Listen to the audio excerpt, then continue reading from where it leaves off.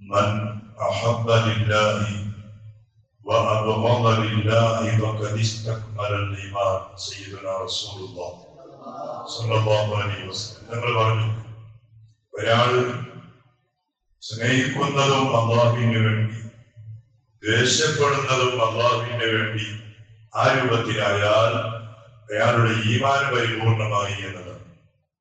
ഇന്നലെ കഴിഞ്ഞ ദിവസം നമ്മൾ ഹയായെ കുറിച്ച് പറഞ്ഞു. ലജ്ജ അത് ഈമാനിന്റെ ഒരു ഭാഗമാണ്.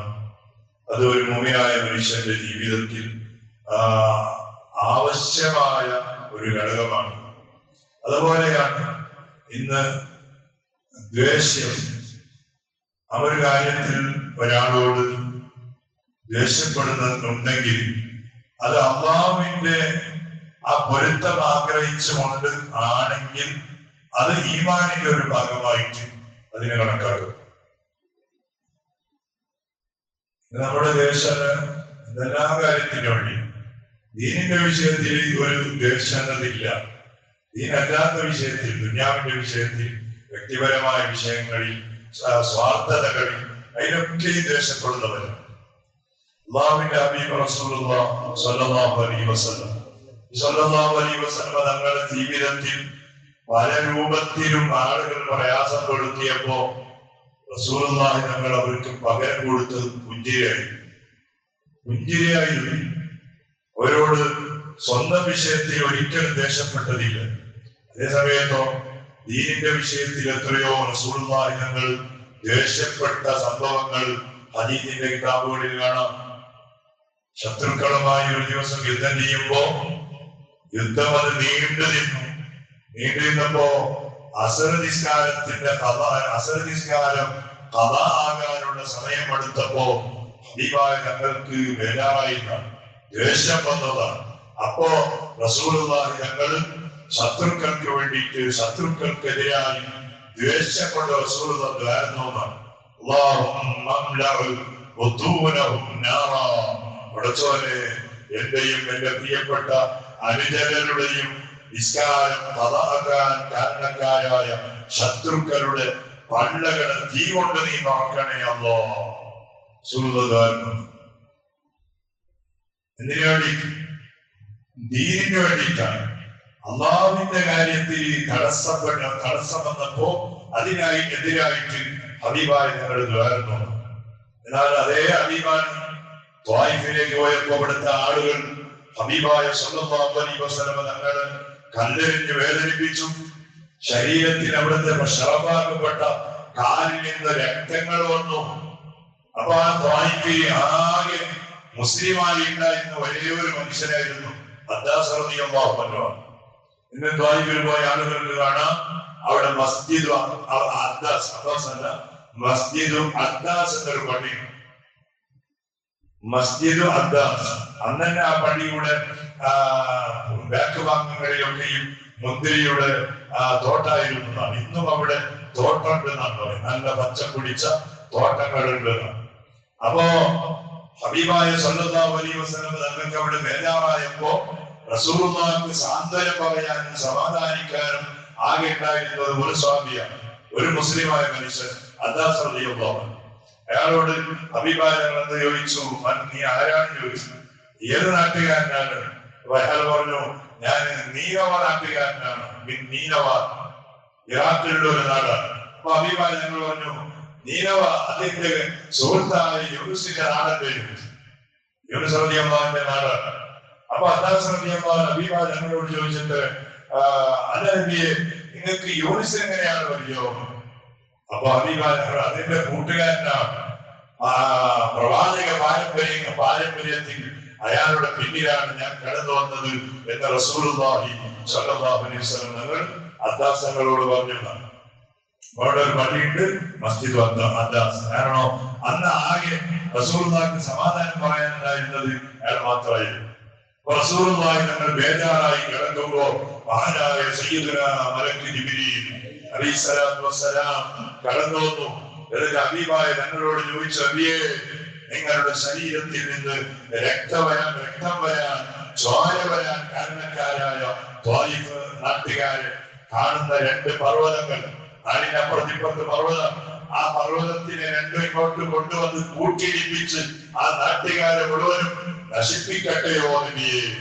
നബിയായ സല്ലല്ലാഹു അലൈഹി വസല്ലം തങ്ങൾ ജിബ്രീലിനോട് പറഞ്ഞ മറുപടി, വേണ്ട ജിബ്രീലേ, വേണ്ട ജിബ്രീലേ, അവരെ നശിപ്പിക്കുന്നതിനേക്കാൾ നല്ലത് അവരുടെ വരും തലമുറകളിൽ ഏതെങ്കിലും ഒരു തൗഹീദ് സ്വീകരിക്കുന്ന ഒരു കുട്ടി കടന്നു വരുന്നുണ്ടെങ്കിൽ, തൗഹീദ് സ്വീകരിക്കുന്ന ഒരു കുട്ടി ഇനി വരുന്ന അവരുടെ മക്കളിലോ പേരമക്കളിലോ കടന്നു വരുന്നുണ്ടെങ്കിൽ നശിപ്പിക്കുന്നതിനേക്കാൾ നല്ല ജിബ്രീൽ.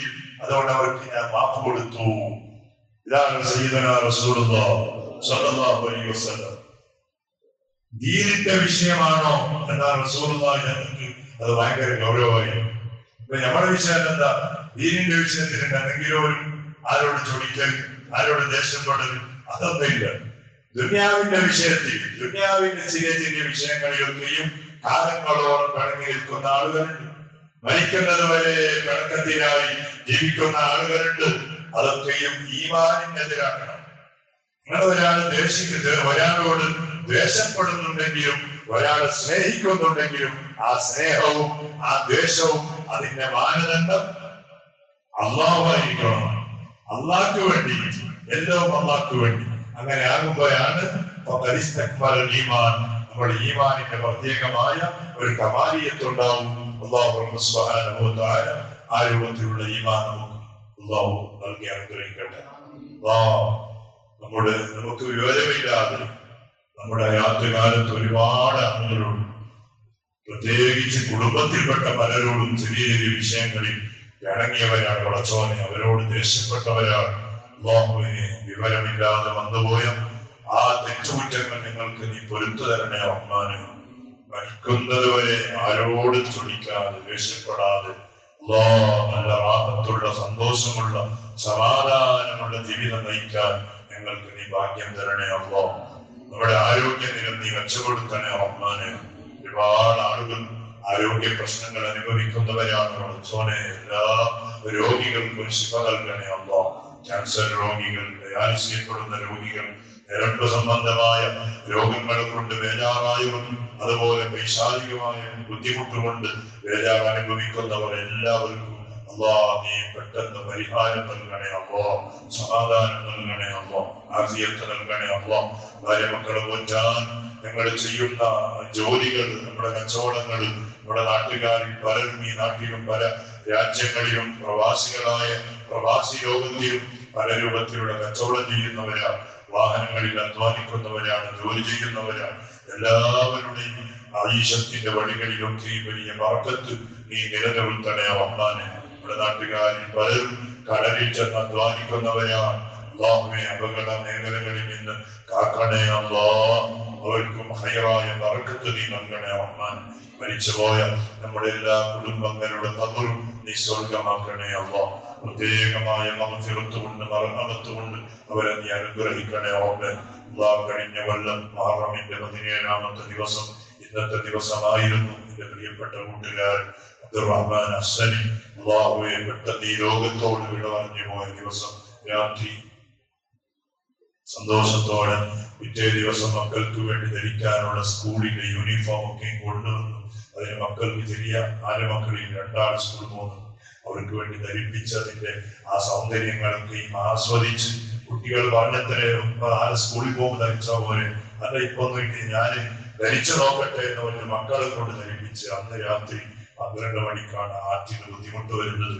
2 മണിയാകുമ്പോ മരിച്ചുപോയി. അള്ളാഹുവനെ നീ പൊരുത്തു കൊടുക്കണേ അള്ളാഹ്. ആ യതീമീങ്ങളായ 4 മക്കൾ അള്ളാഹ്, അവർക്ക് നീ വലിയ ജീവിതത്തിന്റെ വഴികൾ നീ തുറന്നു കൊടുക്കണേ അള്ളാഹ്. ആ ഉമ്മ ഇന്നും കരയുന്നു, സമാധാനം നൽകണേ അള്ളാഹ്. ഭാര്യയ്ക്ക് സമാധാനം നൽകണേ അള്ളാഹ്. കൂട്ടുകാർക്ക് സമാധാനം നൽകണേ അള്ളാഹ്. അതുപോലെയുള്ള പെട്ടെന്നുണ്ടാകുന്ന മരണങ്ങളിൽ നിന്ന് ഞങ്ങളെയും ബന്ധപ്പെടുന്ന എല്ലാവരെയും നീ കാക്കണേ അല്ലാഹ്. അതുപോലെ പെട്ടെന്ന് നമ്മുടെ കുടുംബത്തിൽ നിന്നും ഇറങ്ങിപ്പോയ ആളുകളുണ്ട് റഹ്മാനെ. അവർക്കും നീ മഗ്ഫിറത്ത് നൽകണേ അല്ലാഹ്. ബിഹഖി സയ്യിദിനാ മുഹമ്മദിൻ സ്വല്ലല്ലാഹു അലൈഹി വസല്ലം. ഹസ്ബുനല്ലാഹ് വനിഅമൽ വകീൽ, നിഅമൽ മൗലാ വനിഅമൻ നസീർ. ഹസ്ബുനല്ലാഹ് ونعم الوكيل، نعم المولى ونعم النصير، حسبنا الله ونعم الوكيل، نعم المولى ونعم النصير. صلى الله على محمد.